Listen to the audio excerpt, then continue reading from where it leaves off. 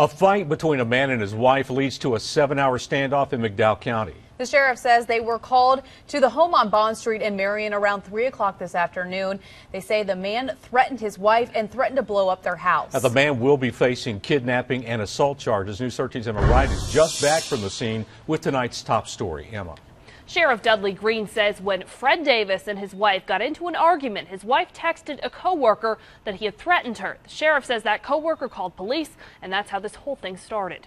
Sheriff Green says when deputies got to Fred Davis's house, they got his wife and daughter out. But when they came back for Davis, deputies weren't sure if he was still inside. The sheriff says deputies, Davis's friends and family tried calling and texting him all day, but couldn't get any response. So around 7 o'clock, an armored vehicle from Yancey County was called in so deputies could get closer. Sheriff Green says they tried to give Davis as long as possible to contact them before going in, and they eventually found him hiding out in the woods behind his house. The sheriff says this situation ended in a best-case scenario. Fred Davis's parents say he's not violent, and this is very unusual behavior. Oh, certainly we want to try to make every effort that we can to have a peaceful resolution, both from the standpoint of the individuals involved and the officers who are out here. He's never been in trouble with the law or nothing.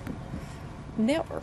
He was planning on going camping with his wife and daughter, and something happened, some kind of disagreement.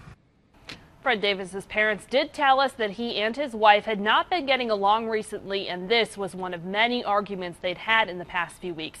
The McDowell County Sheriff's Office says they are interviewing Fred Davis right now. They say he will then be booked into the county jail.